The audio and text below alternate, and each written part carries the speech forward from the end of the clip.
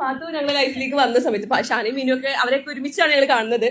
ഇപ്പൊ പാത്തു ഇപ്പൊ ഇവര് പറഞ്ഞ പോലൊക്കെ തന്നെ പാത്തു ആദ്യം പറഞ്ഞു വെച്ചാൽ എനിക്ക് കല്യാണം കഴിക്കാൻ പേടിയാന്ന് പറഞ്ഞ എന്റെ കൂട്ടത്തിലുള്ള ഒരു ആദ്യത്തെ ആളാണ് പാത്തു.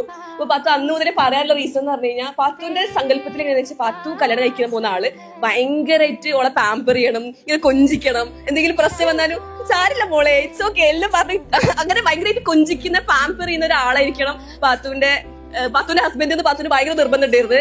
എങ്ങനെയാണെന്ന് എനിക്കറിയില്ല, അതേപോലെ പാത്തു എന്താണോ ആഗ്രഹിച്ച അതേപോലെ ഒരാളെയാണ് പാത്തുവിനെ കിട്ടിയിട്ടുള്ളത്. നമ്മളെല്ലാരും ഭയങ്കര ഹാപ്പിയാണ്. കാരണം ഈ ഒരു ദിവസം പെട്ടെന്നുണ്ടായത് ഒരു 20 days ഒക്കെ മുന്നെയാണ് പാത്തു പറഞ്ഞു ഓക്കെ ഞാൻ ഐ എം ഗെറ്റിംഗ് മാരീഡ് എന്ന് പറയുമ്പോൾ ഞങ്ങളെല്ലാരും നെറ്റിയ ഒരു ദിവസമാണ് അത്. കാരണം അത്രയും കാത്തുന്ന ഒരു പരിപാടിയാണിത്.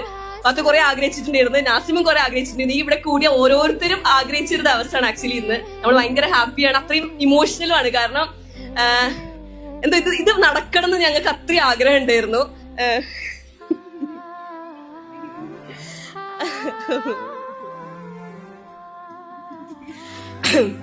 അപ്പോ എന്താ പറയാ ഭയങ്കര സന്തോഷം. പാത്തു ഈ പാത്തു മൊത്തത്തില് അങ്ങനെ ഒരാളാണ്. പാത്തുവിനെ ഏറ്റവും കൂടുതൽ ചിലപ്പോൾ ചീത്ത പറഞ്ഞിട്ടുണ്ടാവും, ചിലപ്പോൾ ചീത്ത പറഞ്ഞ ആൾക്കാരെ കൂട്ടത്തിൽ ഒരാൾ ഞാനായിരിക്കും. പാത്തു അങ്ങനെ ഒരു ടൈപ്പ് കുട്ടിയാണ്. അപ്പൊ എന്തിനും ഏതിനും സാരില്ല ഇത് പറഞ്ഞ ആള് ഹാപ്പിയാ, വേറെ പ്രശ്നങ്ങളൊന്നും ഇല്ല. നാസിമിനും പാത്തുവിനും ഭയങ്കര അവരെ ലൈഫിൽ ഒരുപാട് അടിപൊളി